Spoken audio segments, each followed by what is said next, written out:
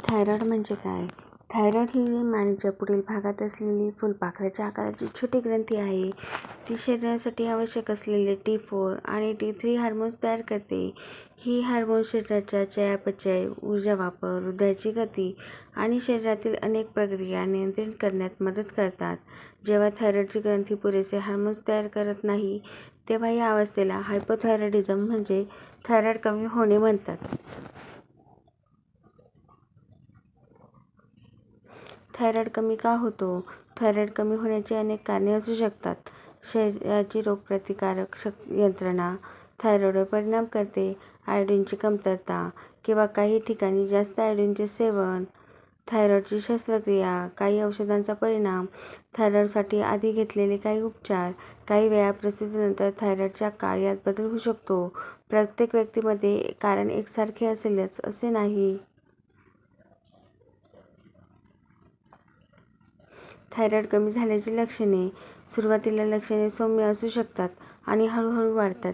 सामान्य लक्षणे: सतत थकवा जाणवणे, अशक्तपणा, झोप येणे, थंडी जास्त जाणवणे, वजन वाढणे, त्वचा कोरडी होणे, केस कोरडे होणे किंवा केस गळणे, बद्धकोष्ठता, चेहरा आणि शरीरावर सूज जाणवणे, आवाज घोगरा होणे, लक्ष केंद्रित करण्यास अडचण, मनस्थितीत बदल. ही लक्षणे इतर कारणांमुळे होऊ शकतात. त्यामुळे फक्त लक्षणांवरून थायरॉईडचे निदान करता येत नाही. महिलांमध्ये दिसणारे बदल. महिलांमध्ये हायपोथायरॉईडिझममुळे मासिक पाळीमध्ये बदल होऊ शकतात.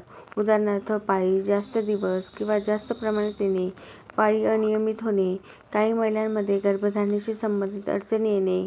गर्भधारणेचे निदान असल्यास थायरॉईडचा त्रास असल्याचे डॉक्टरांना सांगणे महत्त्वाचे आहे.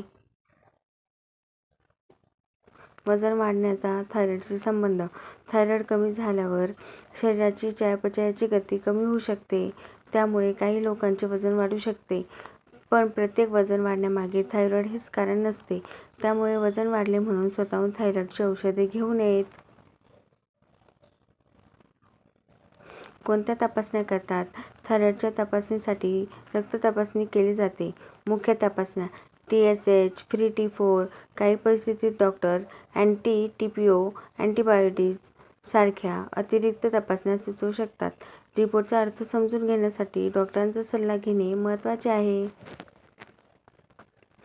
TSH म्हणजे काय? TSH म्हणजे थायरॉईड स्टिम्युलेटिंग हार्मोन्स. मेंदूतील पिट्युटरी ग्रंथी TSH तयार करते आणि ते थायरॉईडला हार्मोन्स तयार करण्यासाठी संकेत देते. सामान्यतः प्राथमिक हायपोथायरॉईडिझममध्ये TSH वाढलेला आणि फ्री T4 कमी असतो. मात्र रिपोर्टचे मूल्य प्रयोगशाळेच्या रेफरन्स रेंज आणि व्यक्तीच्या परिस्थितीनुसार डॉक्टर समजवतात.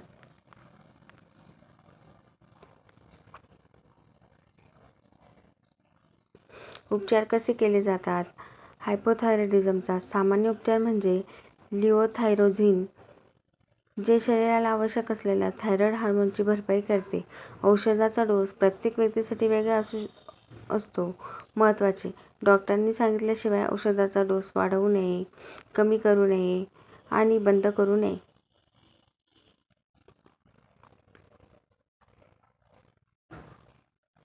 औषध कसे घ्यावे? लिओथायरोझिन घेत असाल तर डॉक्टरांनी सांगितलेल्या पद्धतीचे पालन करा. साधारणपणे हे औषध रिकाम्या पोटी पाण्यासोबत घेण्याचा सल्ला दिला जातो.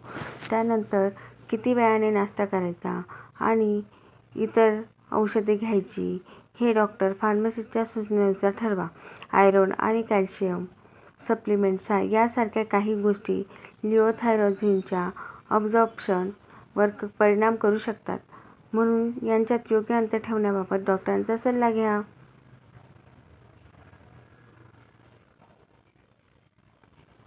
औषध सुरू केल्यानंतर तपासणी. औषध सुरू केल्यानंतर लगेचच परिणाम झाला असे समजायचे नाही.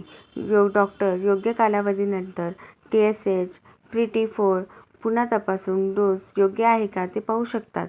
डोस बदलल्यानंतरही फॉलोअपसाठी तपासणी आवश्यक असते. आहारात काय घ्यावे? थायरॉईड कमी असल्यास संतुलित आहार महत्त्वाचा आहे.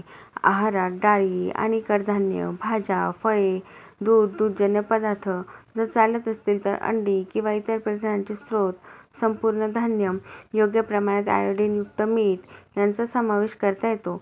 फक्त एखादा पदार्थ खाल्ल्याने थायरॉइड बरा होतो असा दावा योग्य नाही. कोणते पदार्थ टाळावेत? सामान्य प्रमाणात विविध भाज्या आणि सोया पदार्थ खाणे बहुतेक लोकांसाठी समस्या नसते, पण अतिरिक्त आयोडीन सप्लिमेंट किंवा थायरॉइड क्युअर म्हणून विकली जाणारी उत्पादने स्वतःहून घेऊ नका. काही सप्लिमेंट औषधांच्या परिणामावर परिणाम करू शकतात.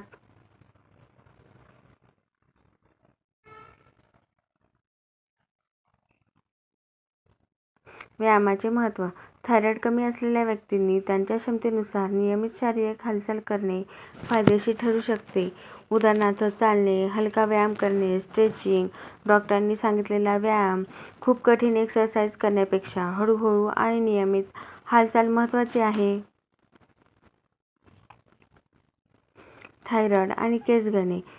हायपोथायरॉइडिझममध्ये काही लोकांना केस गळणे किंवा केस कोरडे होणे जाणवू शकते, पण केस गळण्याची इतरही अनेक कारणे असतात. त्यामुळे फक्त केस गळत आहे म्हणून थायरॉइड आहे असे समजू नये. थायरॉइड आणि कोलेस्ट्रॉल. अनट्रीटेड हायपोथायरॉइडिझममध्ये काही व्यक्तींमध्ये कोलेस्ट्रॉल वाढू शकते, म्हणून डॉक्टर आवश्यकतेनुसार कोलेस्ट्रॉल आणि इतर तपासण्या देखील सुचवू शकतात. गर्भधारणेत थायरॉइड. गर्भधारणेदरम्यान थायरॉइड हार्मोनची गरज बदलू शकते. थायरॉइडचा आजार असलेल्या किंवा औषध घेत असलेल्या महिलांनी गर्भधारणा झाली किंवा गर्भधारणेचे नियोजन असेल तर डॉक्टरांना लवकर कळवावे. औषध स्वतःहून घेऊ नये, बंद करू नये. थायरॉइडचा कायमचा असतो का? थायरॉइड हे कारणावर अवलंबून असते.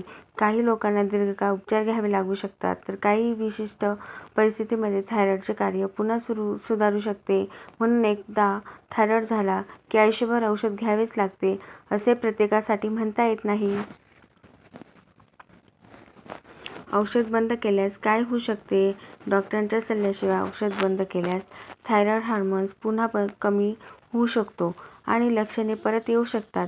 म्हणून रिपोर्ट चांगला आला म्हणून स्वतःहून औषध बंद करू नका. कोणत्या वेळी डॉक्टरांकडे जावे?